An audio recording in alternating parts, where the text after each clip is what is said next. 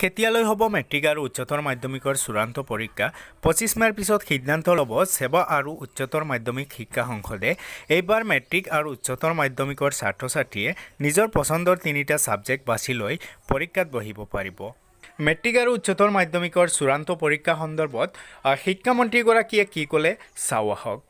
এইকেইদিন অসমৰ বিভিন্ন স্থানৰ পৰা আমাৰ মেট্ৰিক আৰু উচ্চতৰ মাধ্যমিক পৰীক্ষা দিব লগা প্ৰাৰ্থীসকল তেখেতসকলৰ অভিভাৱকসকলৰ পৰা মোলৈ বহু ফোন আহিছে আৰু সেই পৰিপ্ৰেক্ষিততে আজি মই সেৱাৰ কাৰ্যালয়ত উপস্থিত হৈ অধ্যক্ষ আৰু সচিব ডাঙৰীয়াৰ লগত এই পৰীক্ষা অনুষ্ঠিত কৰা বিষয়খিনি আলোচনা কৰোঁ। ইয়াৰ আগতো মই দায়িত্বভাৰ লোৱাৰ পাছতো আমি বিষয়খিনি আলোচনা কৰিছিলোঁ। পৰীক্ষা অনুষ্ঠিত কৰিব পৰা নোৱাৰাটো সম্পূৰ্ণৰূপে নিৰ্ভৰ কৰিব আমাৰ ক'ভিড পৰিস্থিতিটো ইয়াৰ অৱনতি ঘটে নে উন্নতি ঘটে।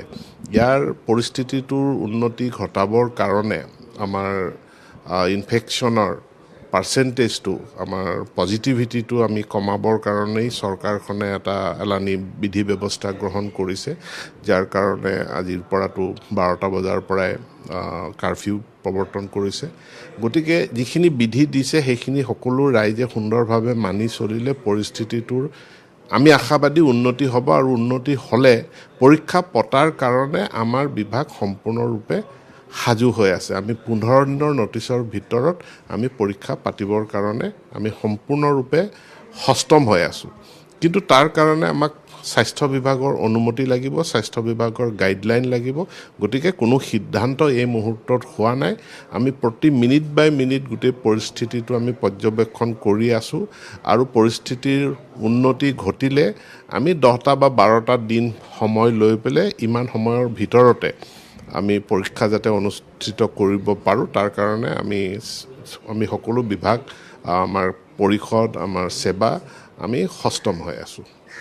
মেট্ৰিক আৰু হায়াৰ ছেকেণ্ডেৰী 2টা পৰীক্ষা, কাৰণ 2টা পৰীক্ষা একেলগে অনুষ্ঠিত হ'ব। এদিন মেট্ৰিকৰ পৰীক্ষা হ'লে তাৰ পিছৰ দিনটো হায়াৰ ছেকেণ্ডেৰী হ'ব, আকৌ তাৰ পিছৰ দিনটোত মেট্ৰিকৰ পৰীক্ষা অনুষ্ঠিত হ'ব।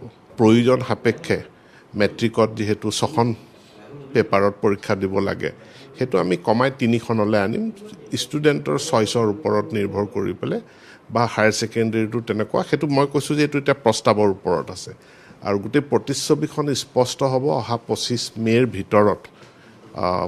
প্ৰতিচ্ছবিখন স্পষ্ট হ'ব যে আমি অৱনতিৰ ফালে গতি কৰিছোঁ নে উন্নতিৰ ফালে গতি কৰিছোঁ। মই খুব সাংঘাতিকভাৱে আশাবাদী পৰিস্থিতিৰ উন্নতি হ'ব। আমাৰ নেতৃত্ব খুব সুন্দৰভাৱে আমি কাম কৰি আছোঁ আৰু উন্নতি হোৱাৰ লগে লগে আমি পৰীক্ষাটো আমি পাতিবৰ কাৰণে আমি সষ্টম হৈ আছোঁ।